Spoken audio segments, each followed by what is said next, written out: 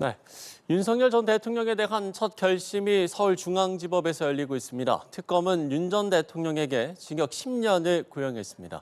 법원에 나가 있는 취재기자 연결해 자세한 내용 알아보겠습니다. 팽제용 이동훈 기자 나와주시죠.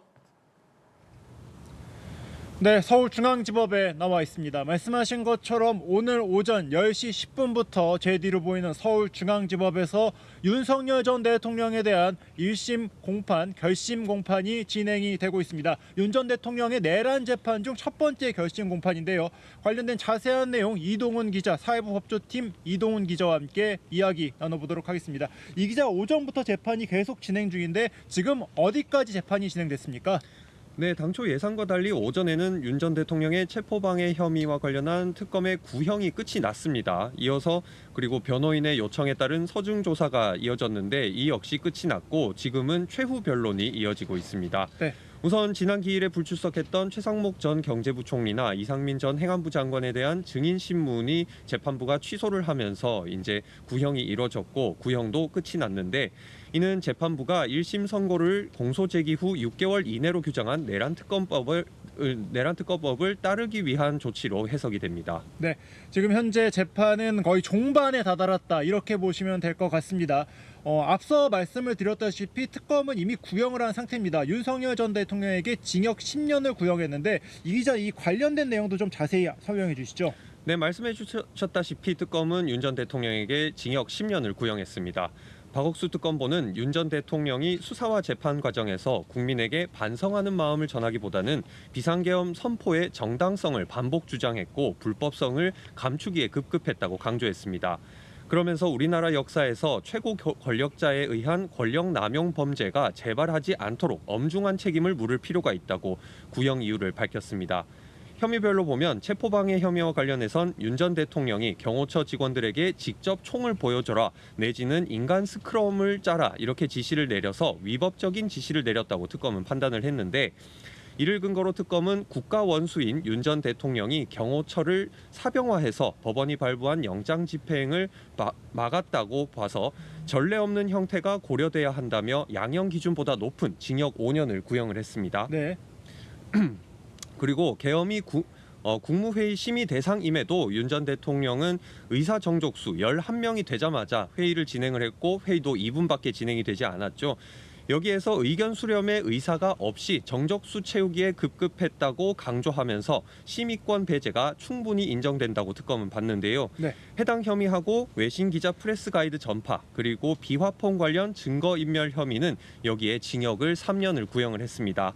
그리고 사후 선포문과 관련해선 이 문서는 국무회의를 거쳐 비상계엄이 정상적으로 선포됐다는 내용을 담고 있어서 이는 명백한 허위라고 특검은 봤고 강의구 전 부속실장이 보고 없이 이를 폐기했다는 것은 납득이 되지 않는다며 윤 전 대통령의 개입이 있다고 보고 징역 2년을 구형을 했습니다. 네, 들으신 것처럼 특검은 징역 10년을 구형하면서 크게 세 가지 혐의에 대한 구형을 따로따로 발표를 하면서 했습니다. 특히 이 특검은 구형을 하면서 윤 전 대통령이 이 권력을 남용했고 이 균형이 반드시 이루어져야 권력 감시의 의미를 전달할 수 있다 이러면서 반드시 균형이 내려져야 된다라며 강조하는 모습을 보이기도 했습니다. 특검의 구형이 끝난 뒤에 지금은 윤 전 대통령 측의 최후 변론이 이어지고 있습니다. 그리고 최후 변론 다음에는 윤 전 대통령의 최후 진술도 함께 이뤄질 예정인데요. 윤 전 대통령이 직접 발언을 할 것으로 보이고 있죠. 네, 그렇습니다. 윤 전 대통령도 직접 기회를 얻어서 최후 진술을 할 걸로 보이는데요. 재판 결과에 따라서 윤 전 대통령은 혐의를 부인할 걸로 보입니다. 우선 내란 우두머리 재판이 진행 중인 상황에서 나머지 혐의에 대한 이 변론을 종결하는 게 부적절하다는 주장을 할 수가 있는데 계속해서 그 말을 주장했었죠. 네, 그렇습니다. 지금 최후 변론에서도 이런 내용을 김홍일 변호사가 언급을 하기도 했고요. 예. 그리고 비상계엄이 내란이 아닌 걸로 결정이 나면 국무위원 심의권 침해 판단도 이제 의미가 없어질 거라는 주장도 펼치기도 했습니다. 네.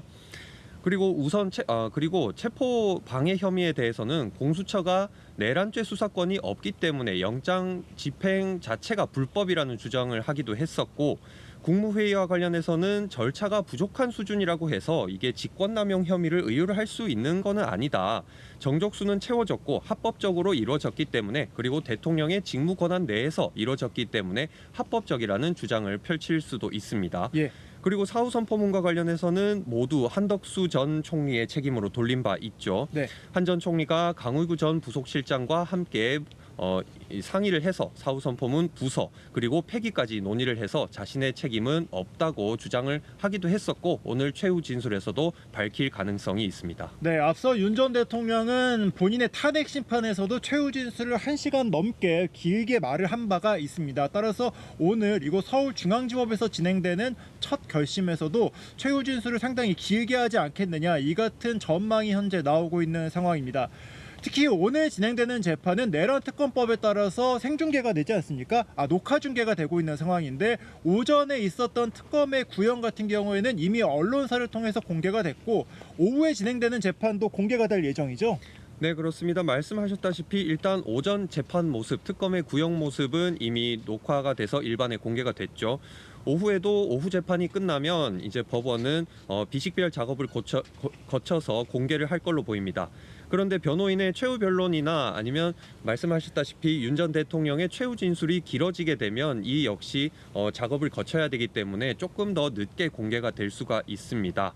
그리고 지금 선고일도 관심입니다. 네. 이게 재판부는 앞서서 1월 16일에 선고를 하겠다고 언급을 한 바가 있는데 예. 이게 특검의 공소 제기가 지난 7월 19일에 됐기 때문에 내년 1월 19일 전으로 이제 선고를 내려야 한다고 재판부가 말을 하면서 그렇게 되면은 기일을 1월 16일로 정하는 게 옳겠다 이렇게 재판부가 언급을 한 바 있어서 재판부가 구형과 이제 최후 변론이 끝나면 기일을 지정을 하게 되는데 네. 그 전에 이렇게 언급을 한 바가 있어서 그때가 가능성이 높다고 점쳐지고 있습니다. 네, 그렇습니다. 재판부가 예고한 대로 1월 16일로 선고기일을 지정할지도 재판이 마무리가 될 때쯤 알 수가 있을 것 같습니다. 지금 현재 재판이 계속 진행되고 있고 관련된 내용은 취재를 하면서 계속 전해드리고 있는데요.